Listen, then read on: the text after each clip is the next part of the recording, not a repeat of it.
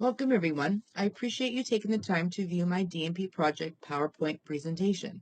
I am eager to discuss my project's findings with you and what they might imply for the medical field. I started working as a cardiac nurse on a remarkably busy telemetry unit almost 7 years ago. My passion for people with heart failure grew during that time. Many times it seemed that no matter what we did, what medications we used, what tests or blood work we conducted, or what education we gave them, patients kept getting readmitted. I wondered what we as a healthcare team were doing wrong. I was able to see that these readmissions were a problem and it was more than a non-compliance issue. I cannot tell you how many times I have witnessed medical professionals speak with patients, and after they leave, the patients tell their bedside nurse that they did not understand a word they said. One day, I came to the conclusion that we were speaking at the patients rather than with them, and with no consideration for their level of health literacy. This is what inspired this DNP project. So, what is the problem? Heart failure population requires a lot of instruction and education for self-management, and the problem is that we are not addressing health literacy prior to educating our patients. We must first understand how our patients process information in order to better assist them in understanding what is being taught. The solution is simple. When a patient is first admitted to the hospital or when they receive their diagnosis, they should undergo a health literacy screening. The screening procedure will let the provider or educator know what the patient's level of health literacy is, allowing them to adapt all instruction to the way they learn. Due to this, more people will comply with and follow the complicated medical regimens. As my project demonstrated, improving patient compliance and understanding led to an improvement in health outcomes, improved quality of life, and a decrease in readmission rates. The purpose of this study was to demonstrate that patient education tailored to their health literacy levels using a screening tool will increase compliance and adherence to complex health regimens, increasing understanding of heart failure, improve quality of life, better health outcomes, empower self-care management while reducing readmission rates. Unfortunately, the heart failure population is increasing exponentially. Approximately 6 million U.S. citizens are currently impacted. It is considered a serious public health issue due to its extremely high morbidity and mortality rates. One of the most incapacitating illnesses, heart failure is also a major contributor to hospitalizations and frequent readmissions. This disease leads to poor quality of life and challenging treatment plans. For this study, the PICO question in adults with heart failure, how does nurse-guided, patient-centered heart failure education based on health literacy compared to non-health literacy education affect 30-day readmission rates, was used to conduct a literature review. Review of recent literature produced 36,471 articles. Only the studies involving education and health literacy were used, reducing the total number of results to 357. Nola Pender's health promotion model and Dorothea Orum's self-care model are the theoretical framework that best support this study's phenomenon of interest and give the project the best structure, even though there are many change, nursing, or social science theories that may apply. According to the health promotion model, health is not just the absence of disease, but a dynamically positive state. It describes the multifaceted nature of people and concentrates on three aspects: individual traits and experiences, cognitions and emotions related to behaviors, and behavioral outcomes. According to Pender's theory, everyone is unique and has a particular set of variables that need to be considered. This special set of variables provides the opportunity to embrace and assist patients in changing their behaviors by using nursing actions, which has significant motivational value. The end results are improvements in functional capacity, quality of life, and health. The self-care model connects ideas to produce a new perspective on a specific phenomenon. Although this theory is straightforward, it can be applied to a broad range of patients and comorbidities. Nurses and healthcare professionals can use it to enhance patient care, and the self-care theory, the self-care deficit theory, and the nursing system theory make up this theory's three interconnected components. Using a screening tool for health literacy, this project was able to pinpoint the self-care deficit. It then used high-quality education to address these deficiencies and promote self-care. As a result, understanding significantly increased and self-care significantly improved. The specific aim for this study was to address the issue of health literacy by implementing a health literacy screening tool prior to educating individuals, and based on the results, educate individuals according to their literacy level. To assess the efficacy of the education, a pre and post test design was utilized. Once the study was completed, the participants were contacted to determine whether they had been readmitted to the hospital for treatment. The methodology that constructed the study is relatively simple. First, a Facebook page was created called Heart Failure Support Group. This page can be easily found on Facebook, and after answering a few questions, an approval to join the group would be permitted. There are currently 2,507 members. Once the study's methodology was designed, an announcement was made on the Facebook page inquiring if anyone would be interested in participating. 78 members were interested and consented to participate via email. After receiving consent, a Zoom meeting was organized so that the Agency for Healthcare Research and Quality's health literacy tool could be used to determine health literacy. This involved 18 flashcards with a medical term and 2 association words. The participants were instructed to read the medical term out loud before choosing which of the 2 words I read to them. They were to pick the association word that was the closest match. If they were unsure, they were instructed to respond, "I don't know." Correct pronunciation and precise association are required for each test item in order to yield a correct response. 1 point is awarded for each correct response. A score of 14 or less indicates a low level of health literacy for the participant. A baseline was established by using the Atlanta Heart Failure Knowledge Test as a pretest. Understanding the patient's prior educational background was crucial. It is understood that each participant will have a unique set of experiences and knowledge bases.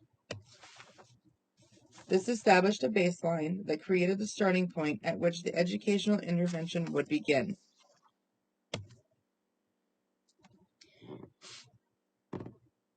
Information that was provided to the participants was distributed via email.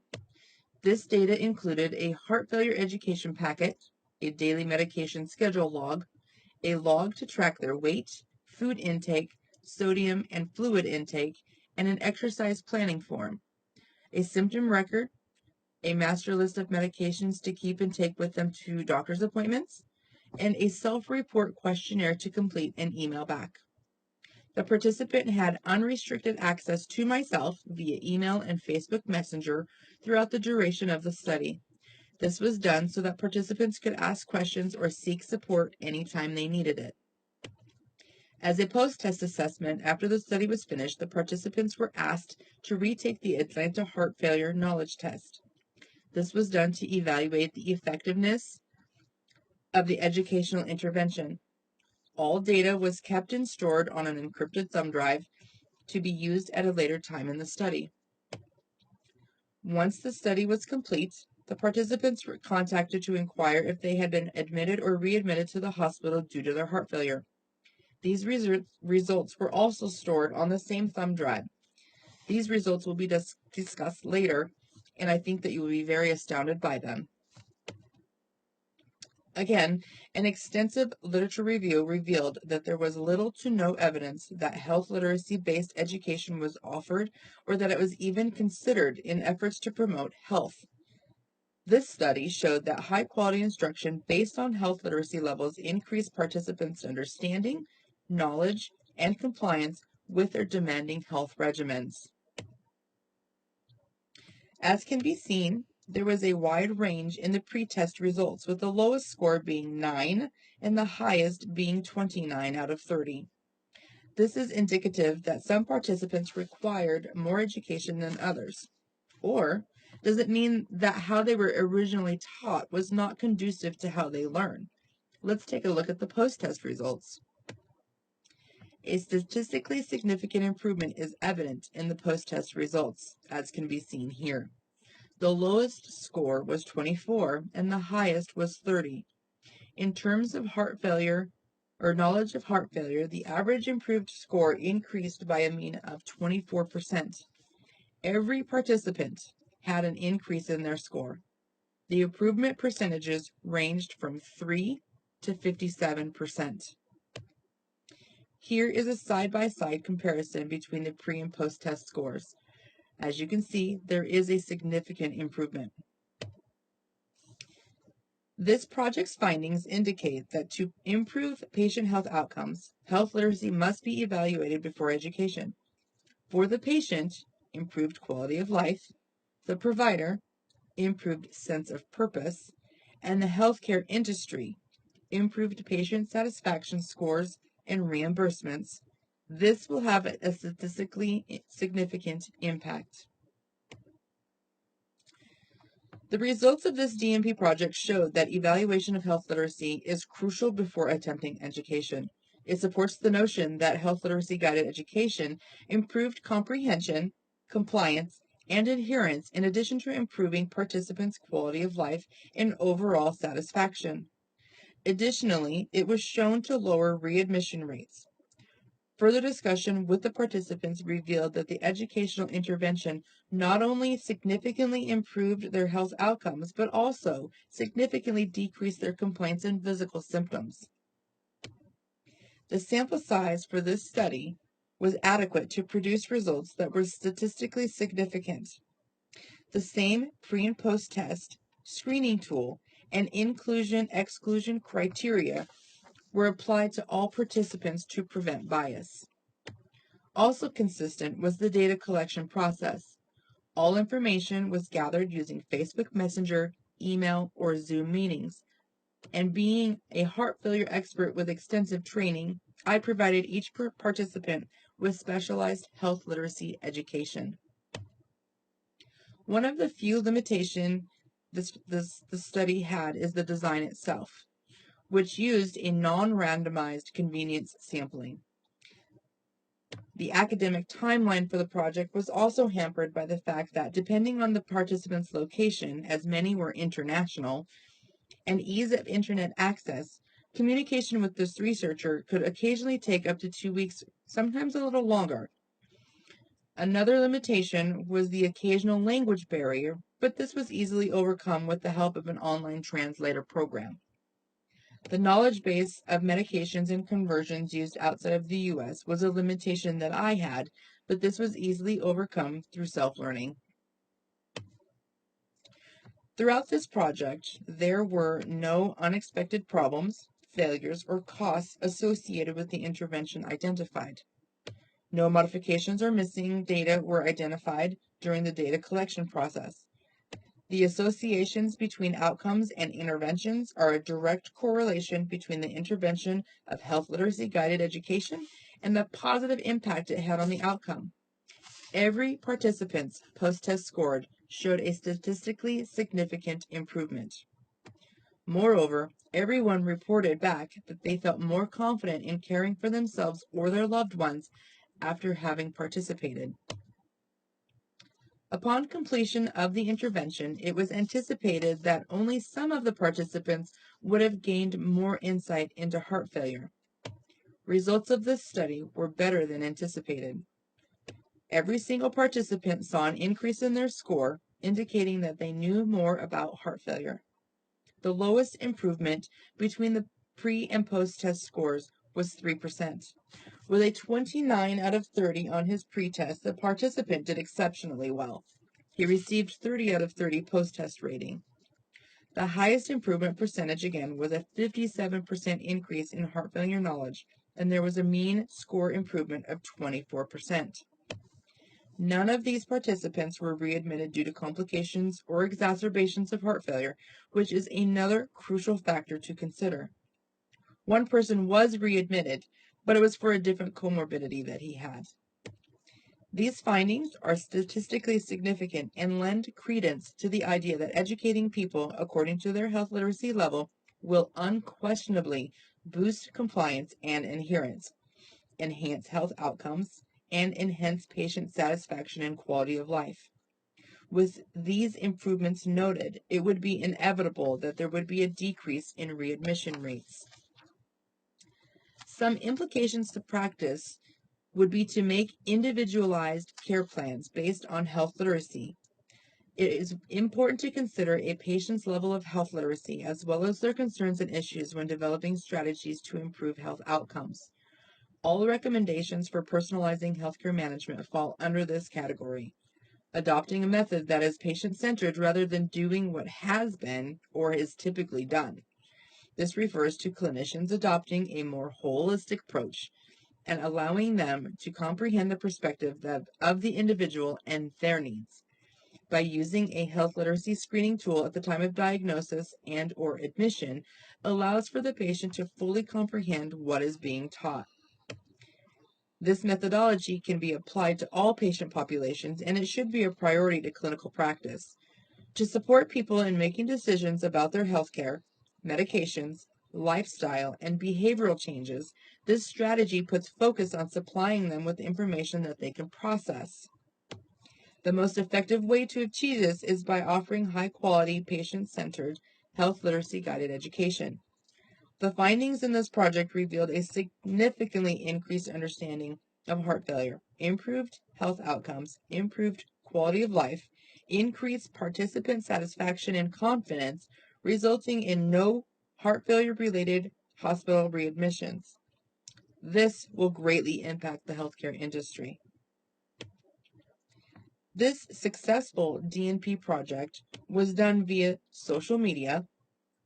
The methodology used is clearly the missing piece to help patients comprehend information that is being presented. This is particularly true at the time of admission when stress levels are elevated and everything is overwhelming.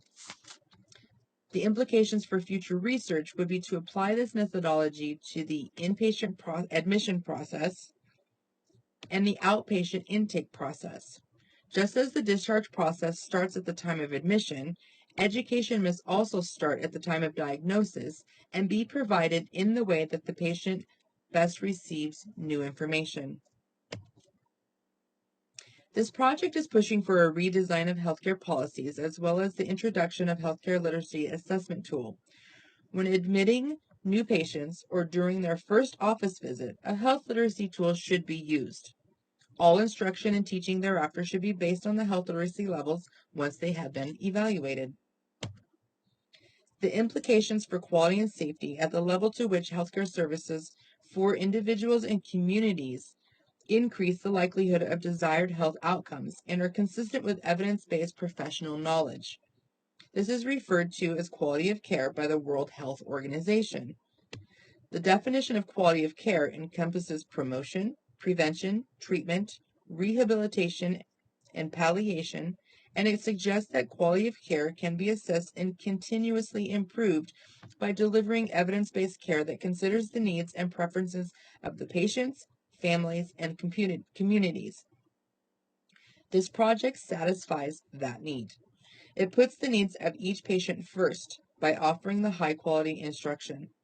Its strategy aims to increase compliance and adherence by offering health literacy-guided education to improve the quality of life and quality of care and health outcomes. The patient safety aspect of this project is also affected since it would be less likely for patients to misuse their medications. Providing this type of education would increase patient safety. The cost of medication errors is upwards of $42 billion a year.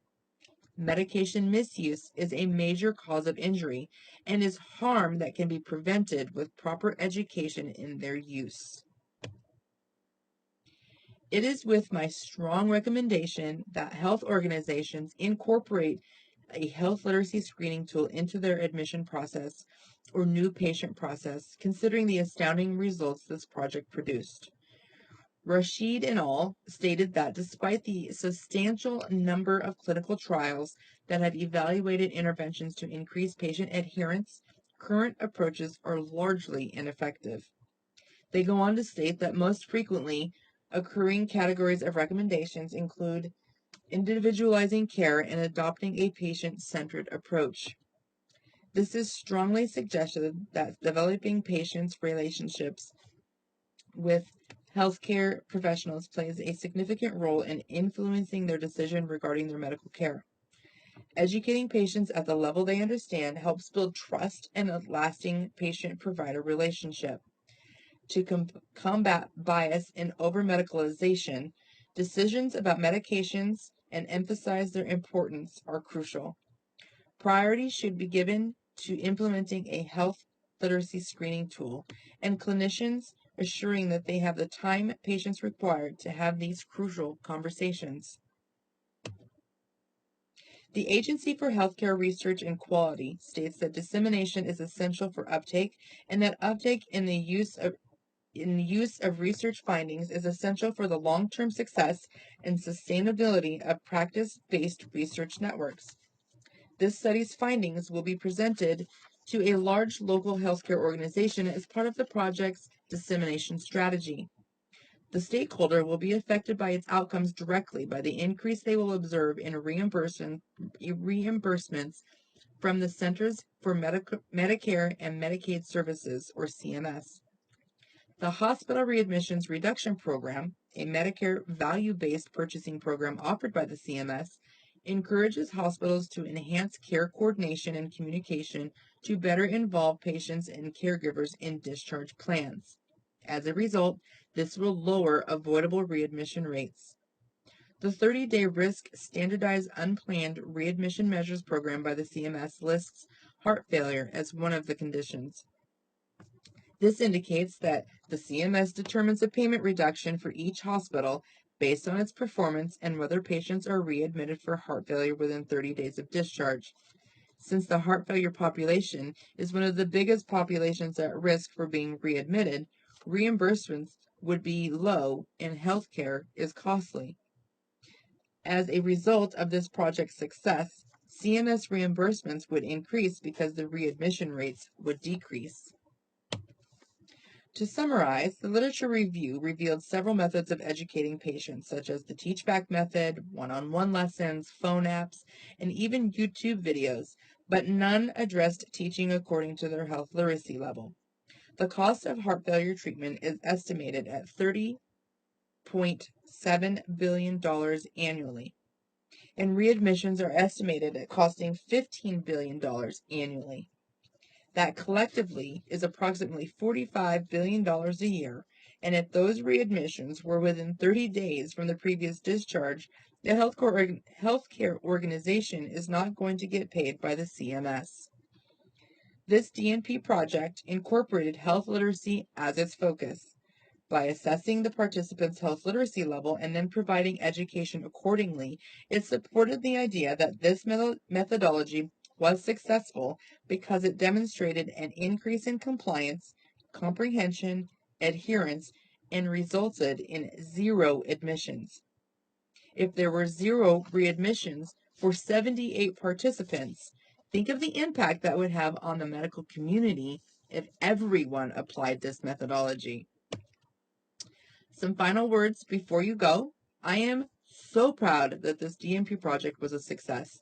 It not only improved the participants' quality of life, increased self-care management, confidence, but most importantly, it has allowed them to start living with heart failure.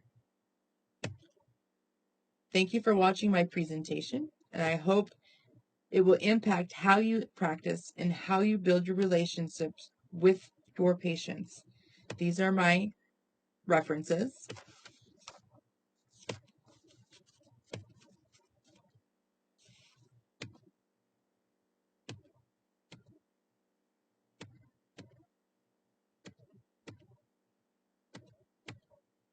If you have any questions, please feel free to ask me now.